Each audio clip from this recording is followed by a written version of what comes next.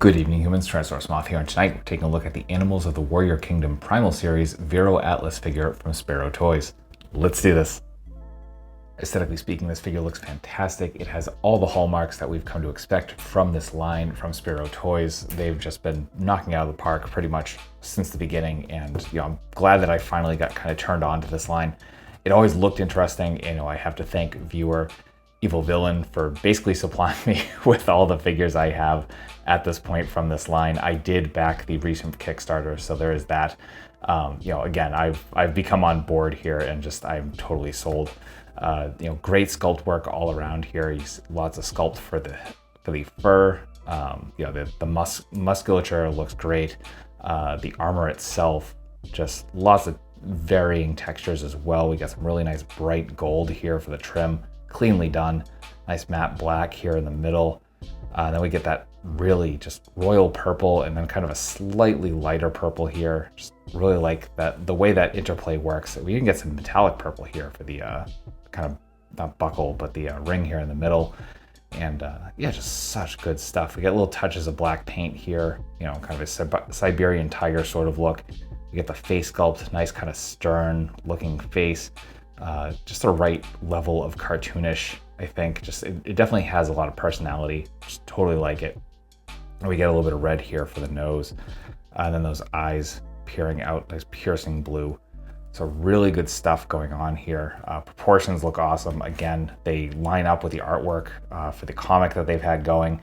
There's a whole bunch of lore behind this, and I feel bad because I'm just really not usually into that with the independent lines. Like, I love that they put all that in. I'm one that likes to collect figures and kind of do my own thing with them and kind of have my own story there going on. But there's just so much going on. There's a fantastic amount of work going on to the visuals here. So great looking figure. We get a great assembly of accessories here. So let's jump right in. So starting off with hands, we do get a couple of gripping hands. We get a couple of fists.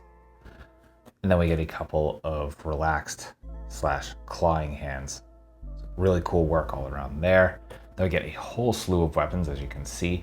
So starting off, I guess, with the most different one, we do get this kind of revolver flintlock sort of deal. Really cool idea. Has that kind of steampunk, kind of pirate sort of aesthetic.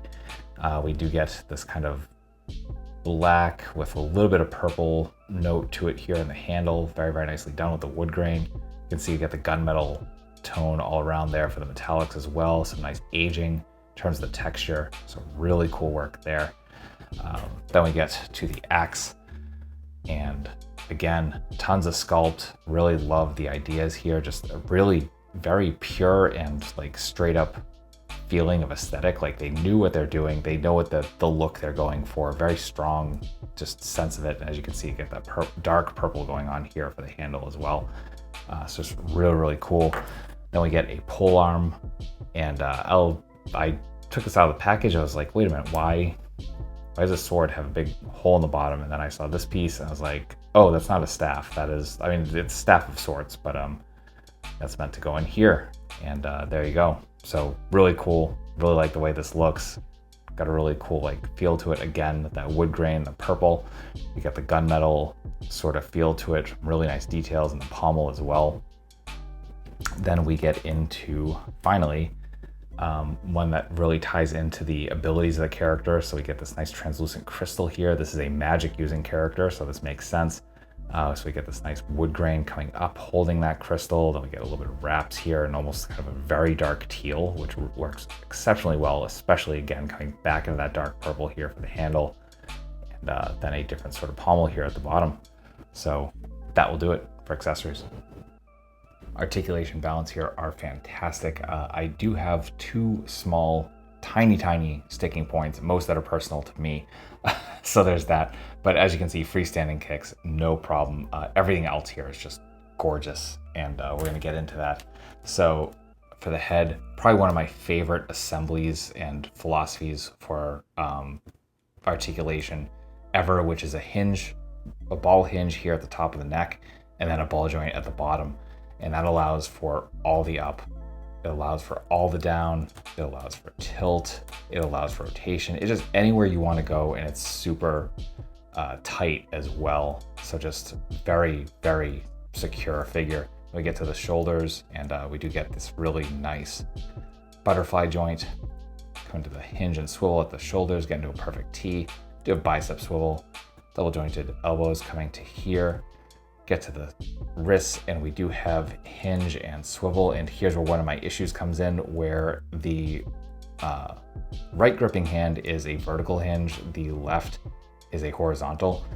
For both gripping hands, I feel like just make them both vertical.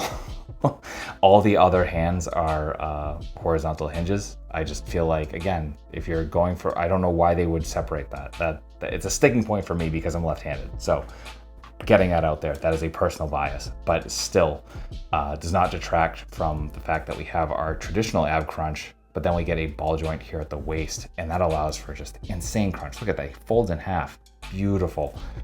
Arch back, just incredible. Like, again, kind of folds in half backwards. We get the tiniest bit of tilt, and we're getting a rotation from that ball joint here at the waist as well. For the hips, full splits, positively beautiful. Front kick, full 90. We do get thigh swivel, double jointed knees, bring us to here. We do not get any sort of shin cut or boot cut or anything like that, which is a little unfortunate, kind of limits a little bit of the things we can do. But we do get perfect point, get some really nice forward, and some fantastic rocker. So overall, just beautiful articulation.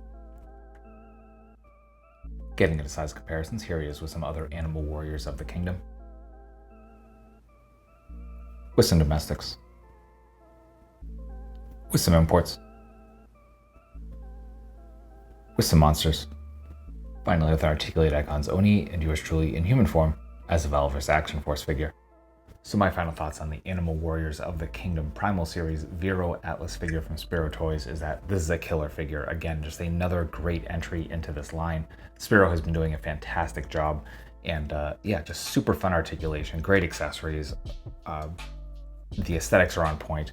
Again, aside from my minor nitpicks, mostly being that, you know, vertical hinge lacking on the left hand, but on the right hand, again, just feels weird to me. But overall, just cannot recommend it enough. It's a great line. It's going. They just finished their second Kickstarter, which I definitely participated in because they brought in reptilians.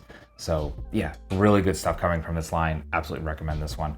Still available from at least 1 or 2 online resources as far as I understand. So I'll have a link or 2 in the description below if you're interested in picking this up.